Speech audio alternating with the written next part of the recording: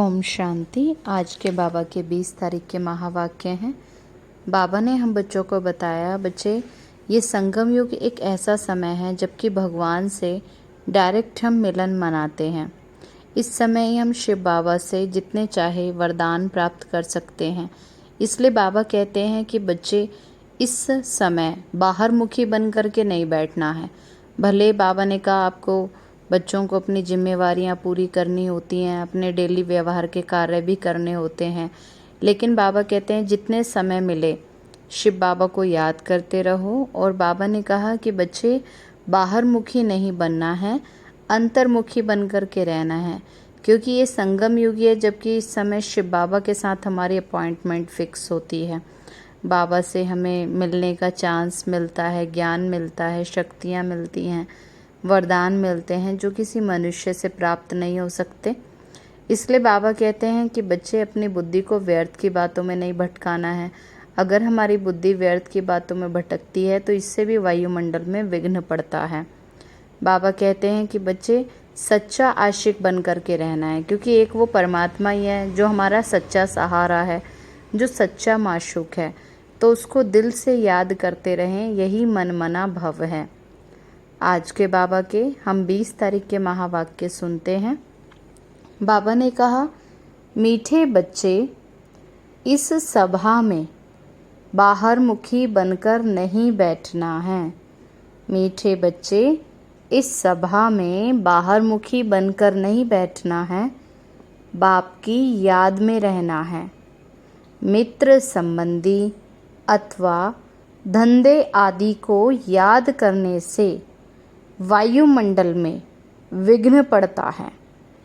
प्रश्न है, तुम बच्चों के रूहानी ड्रिल की विशेषता क्या है? तुम बच्चों के रूहानी ड्रिल की विशेषता क्या है जिसे मनुष्य नहीं कर सकते? उत्तर है, रूहानी ड्रिल बुद्धि की है ना। दुनिया में तो मनुष्य एक दूसरे को एक्सरसाइज सिखाते हैं, वो तो शरीर की फिटनेस के लिए करते हैं, लेकिन बाबा क्या कहते हैं कि बच्चे ये जो रूहानी ड्रिल है हम बच्चों की, ये कैसी है? मन और बुद्धि की, जिससे आत्मा शक्तिशाली बनती है। बाबा ने कहा तुम्हारी रूहानी ड्रिल बुद्धि की है, उसकी विशेषता यही है जो तुम आशिक बन अपने माशूक को याद करते हो, है ना। हम सभी आत्माओं का माशूक कौन है? एक परमपिता परमात्मा शिव है। इसका ये इशारा गीता में भी आया है, मन मना भव, है ना। गीता में भी क्या कहा? मन मना भव, अपने को आत्मा समझकर परमात्मा को याद करना है। परंतु मनुष्य तो अपने माशूक परमात्मा को जानते ही नहीं, तो फिर ड्रिल कैसे कर सकेंगे? योग लगाना जानते ही नहीं, परमात्मा की पहचान ही नहीं है, तो योग भी कैसे करेंगे? वे तो एक दो कोई जिस्मानी ड्रिल सिखलाते हैं, मनुष्य तो एक दूसरे को ही एक्सरसाइज आदि सिखाते रहते हैं बाहरी फिटनेस के लिए, लेकिन आत्मा को कैसे शक्तिशाली बनाना है ये तो मनुष्य जानते ही नहीं है। ओम शांति। बच्चे भी समझते हैं, बाप भी समझते हैं कि बच्चे यहाँ क्या कर रहे हैं। याद की यात्रा की ड्रिल करा रहे हैं। बाबा कहते खुद भी याद की यात्रा में रहते, दूसरों को भी बाबा की याद दिलाते हैं। मुख से तो कुछ भी कहने का नहीं है ना। किसकी याद है? बाबा पूछते हैं बच्चे किसकी याद में बैठे हैं, तो क्या कहेंगे? परमपिता परमात्मा शिव बाबा की।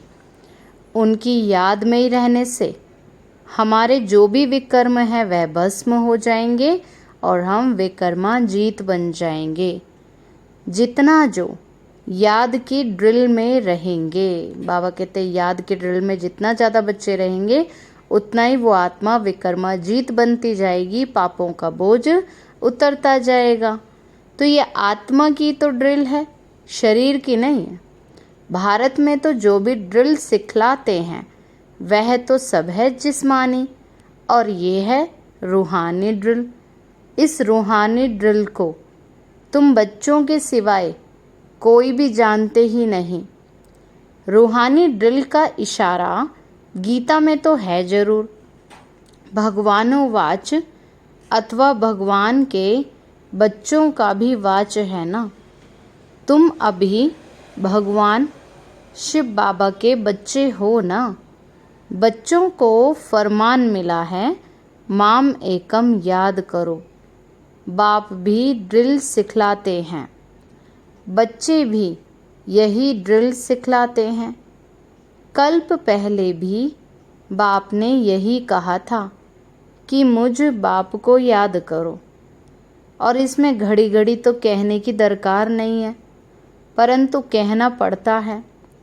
यहाँ बैठे भी कई बच्चे अपने मित्र संबंधियों, धंधे आदि को याद करते हैं तो वायुमंडल में विघ्न डालते हैं।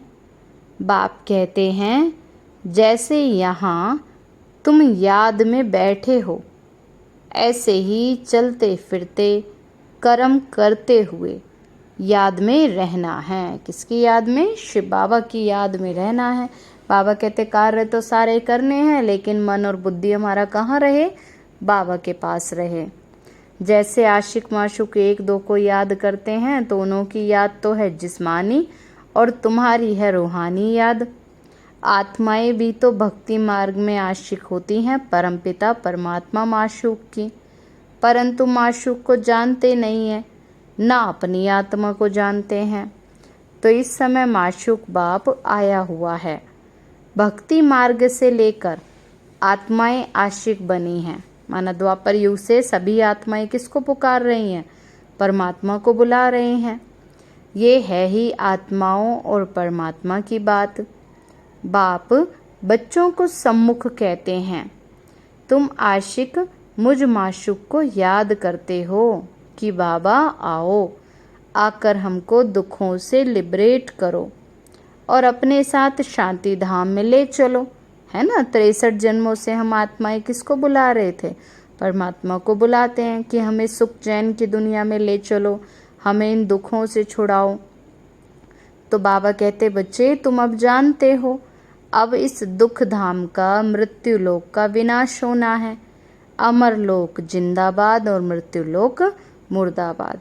तो तुम अभी ब्राह्मण बच्चे बने हो, तुम्हारे में भी नंबरवार पुरुषार्थ अनुसार हैं। तुम बच्चों को पूरा निश्चय होना चाहिए कि हम स्वर्गवासी 21 जन्मों के लिए बनते हैं।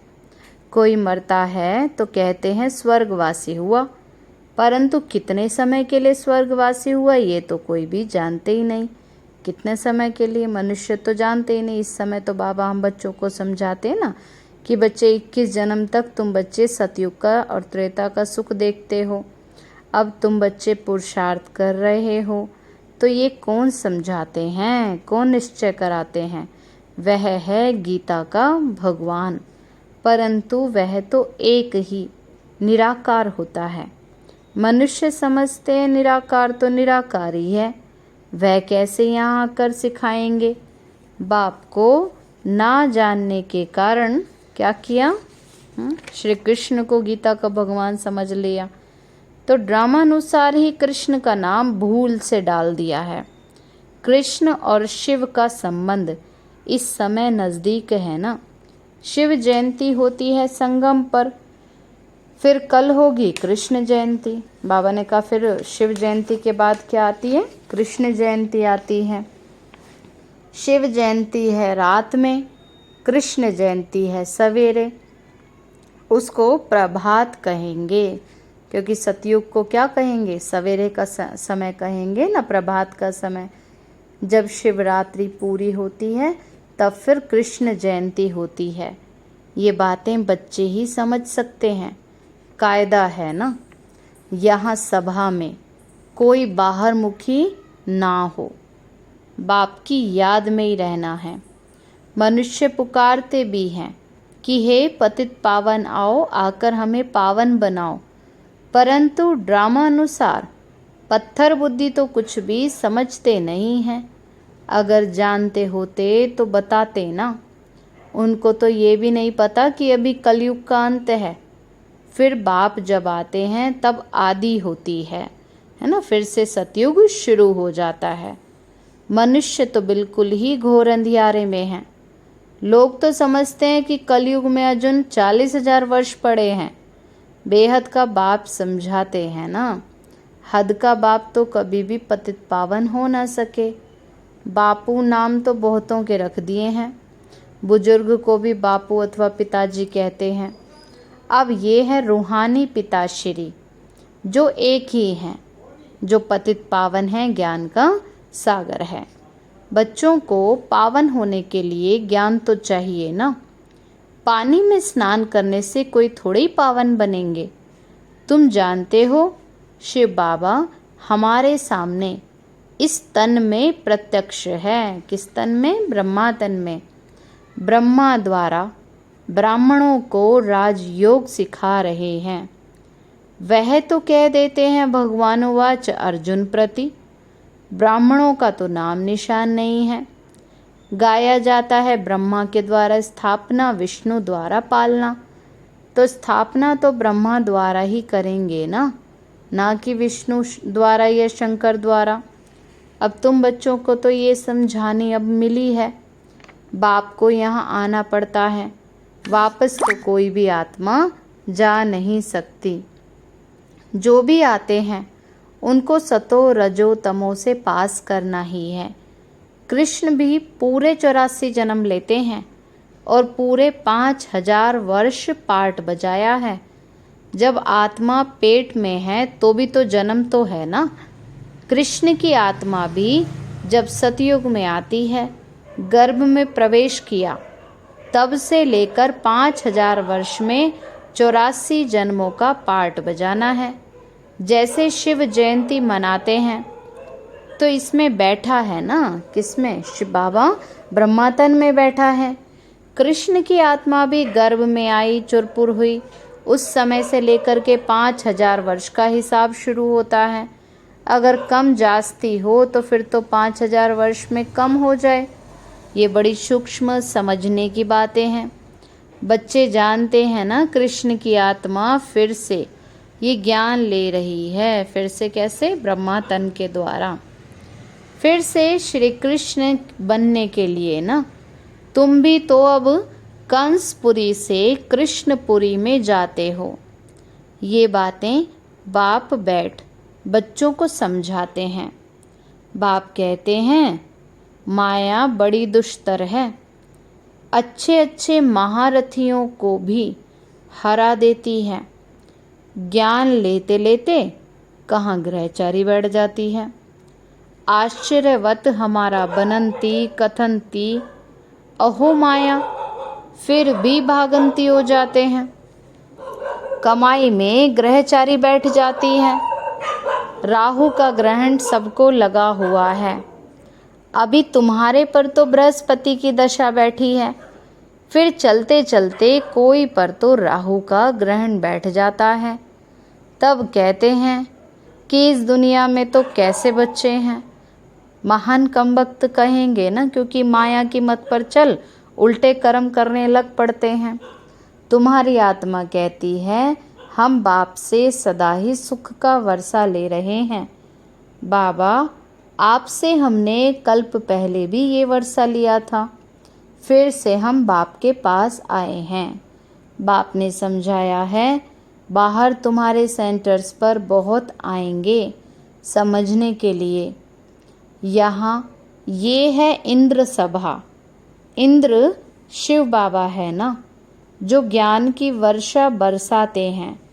तो ऐसी सभा में पतित कोई भी आ नहीं सकता। सब्ज परी पुखराज परी जो ब्राह्मणियाँ पंडा बन आती हैं, उनको कहेंगे अपने साथ कोई भी विकार में जाने वाले को नहीं ला सकते हो, नहीं तो दोनों ही रिस्पॉन्सिबल हो जाते हैं। किसी विकारी को साथ ले आए तो उन पर बहुत दाग लग जाते हैं, फिर तो बहुत भारी सजा मिल जाती है। परियों के ऊपर तो बहुत रिस्पॉन्सिबिलिटी है। कहते हैं मान सरोवर पर स्नान करने से परी बन जाते हैं। वास्तव में यही है ज्ञान मान सरोवर। बाबा ने कहा इस समय संगम युग पर आत्मा परमात्मा का मेला होता है। तो यही तो सच्चा सच्चा ज्ञान मान सरोवर है। जितना ज़्यादा ज्ञान में आत्मा डूबती है, ज्ञान की गहराई में जाती है, तो वही आत्मा फरिश्ते समान, परियों समान बनती जाती है।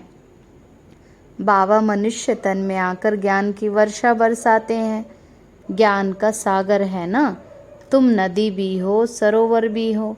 ज्ञान सागर, इसमें बैठ बच्चों को लायक बनाते हैं स्वर्ग में जाने के लिए। स्वर्ग में है श्री लक्ष्मी नारायण का राज्य। यह है प्रवृत्ति मार्ग का एम ऑब्जेक्ट। कहते हैं हम दोनों ज्ञान चिता पर बैठ लक्ष्मी नारायण बनने वाले हैं। ऊंच पद भी पाना है ना। आधा कल्प आत्माएं तड़पती रहती हैं कि बाबा आओ, आकर हमको राजयोग सिखाकर पावन बनाओ। बाप इशारा भी देते हैं। बाबा बच्चों को समझाते हैं, बच्चे कैसे तुम पवित्र बन सकते हो, कैसे तुम सतयुग का राज्य भाग्य ले सकते हो। भारतवासी जो देवी देवताओं को मानने वाले हैं, उन्होंने तो जरूर 84 जन्म भोगे हैं। जो देवी देवताओं के भक्त हैं, कोशिश करके उनको समझाओ। बाबा कहते मंदिरों में जा कर के उनको समझाओ कि बाप कैसे आकर 3 धर्म स्थापन करते हैं। कौन से? ब्राह्मण, देवता और क्षत्रिय। ब्राह्मण सूर्यवंशी और चंद्रवंशी, तीनों धर्म बाप ही स्थापन करते हैं। आधा कल्प फिर और कोई भी धर्म स्थापन नहीं होता है। फिर आधा कल्प में कितने मठ, पंथ, ढेर धर्म स्थापन हो जाते हैं। माना द्वापर युग के बाद तो मनुष्यों ने कितने अलग अलग मठ, पंथ, धर्म बना दिए। कहाँ आधा कल्प में एक धर्म, सो भी संगम युग पर भविष्य की राजधानी स्थापन करते हैं भविष्य के लिए।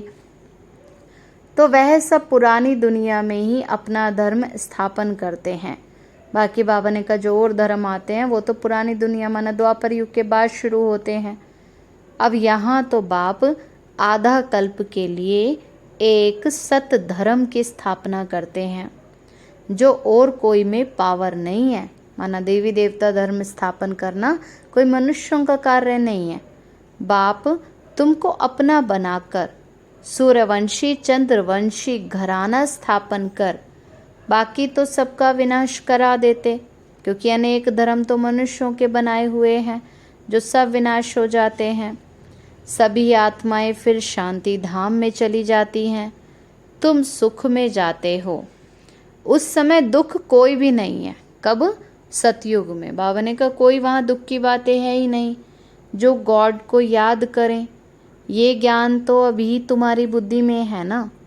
तुम जानते हो बाप जो ज्ञान का सागर है वही ये नॉलेज दे रहे हैं। ज्ञान का सागर तो एक ही है ना। तुम अपने को सागर नहीं कहलाएंगे, तुम तो उनके मददगार बनते हो, इसलिए तुम्हारा नाम है ज्ञान गंगाएं। बाकी वह तो है पानी की नदियाँ। बाप कहते हैं मुझ सागर के बच्चे काम चिता पर बैठ जल मरे हैं, अर्थात पतित बन पड़े हैं। अब फिर मुझे याद करने से तुम पावन बनते जाएंगे। ये सृष्टि का चक्र ही 5000 वर्ष का है, ये भी किसी को पता ही नहीं है। सृष्टि का चक्र पूरे 4 भाग में है, 4 युग है ना। ये संगम युग है कल्याणकारी, कुंभ कहते हैं ना। तो कुंभ कहा जाता है मेले को। नदी आकर सागर से मिलती है ना। बाबा कहते इस समय सारी ज्ञान की नदियाँ जो हैं शिव बाबा सागर से मिलती हैं। आत्मा आकर परमात्मा से मिलती हैं, इसको ही तो कुंभ कहते हैं। आत्मा और परमात्मा का मेला भी तुम देखते हो ना। तुम आपस में मिलते हो, सेमिनार करते हो, इसको कुंभ नहीं कहेंगे। लेकिन हम बच्चे जब शिव बाबा से मिलते हैं इसको कुंभ कहेंगे। सागर तो अपनी जगह पर बैठे हैं ना, इस तन में है ना। किस तन में? ब्रह्मा तन में। जहाँ इनका तन वहाँ ज्ञान का सागर है, वहीं पर शिव बाबा है, जहाँ ब्रह्मा बाबा हैं। बाकी तुम आपस में तो ज्ञान की गंगाएं मिलती हो। नदियाँ तो छोटी बड़ी तो होती है ना, वहाँ स्नान करने जाते हैं। गंगा, जमुना, सरस्वती आदि तो हैं ही। दिल्ली यमुना का कंठा है स्वर्ग, कृष्णपुरी तो होती है ना। दिल्ली के लिए कहते हैं कि परिस्थान था जब लक्ष्मी नारायण का राज्य था। ऐसे नहीं कि कृष्ण का राज्य था। राधे कृष्ण युगल हो तब तो राज्य कर सके। अब तुम बच्चे कितनी खुशी में हो। माया के तूफान तो बहुत आएंगे। बेहद की बॉक्सिंग है, हर एक की 5 विकारों के साथ युद्ध चलती है। हम चाहते हैं कि बाबा को निरंतर याद करें और माया हमारा योग उड़ा देती है। एक खेल भी दिखाते हैं ना कि परमात्मा अपनी तरफ खींचते हैं और माया अपनी तरफ। तो ऐसा एक नाटक भी बनाया है। बाइस्कोप का फैशन भी तो अभी निकला है। तुमको ड्रामा अनुसार बाइस्कोप पर ही समझाना था। नाटक में तो बदली सदली होती है ना। अब यह तो अविनाशी, अनादि अविनाशी ड्रामा बना बनाया है। बनी बनाई बन रही, अब कुछ बननी ना है, चिंता ताकि कीजिए जौन होनी होए, है ना। बाबा कहते तो ड्रामा है जो रिपीट होता रहता है। चिंता करने से तो कुछ परिवर्तन होता नहीं। कहते हैं कि फलाना मर गया तो समझो इतना ही पार्ट था, हम चिंता क्यों करें। ये ड्रामा है ना। शरीर छोड़ दिया फिर थोड़े ही आ सकता। रोने से फायदा क्या है, इसका तो नाम ही दुख धाम है। सतयुग में तो मोह जीत राजाएं होते हैं, इस पर कहानी भी है। सतयुग में मोह की बात होती ही नहीं। यहाँ तो मनुष्यों का कितना मोह है। किसको रोना ना आए ना तो भी रोकर भी उनको रुला देंगे, तो समझें कि ये अफसोस करते हैं, नहीं तो ग्लानि हो जाए ना। कोई ना रोए तो उसकी ग्लानि करने लग पड़ते हैं। भारत में ही ये सब रिवाज है। भारत में ही सुख और भारत में ही बहुत दुख होता है। भारत में ही गॉड गॉडेस राज्य करते थे। विदेशी लोग तो पुराने चित्र बड़ी खुशी से लेते हैं। पुरानी चीज का मान होता है। सबसे पुराना शिव तो यहाँ आया था ना, उनकी कितनी पूजा करते हैं। अब तो शिव बाबा आया है तो तुम पूजा नहीं करेंगे, वह होकर गया है तो उनकी पूजा करते रहते हैं ना। इस समय तो बाबा कहते तुम बच्चे मन से शिव बाबा को याद करते हो।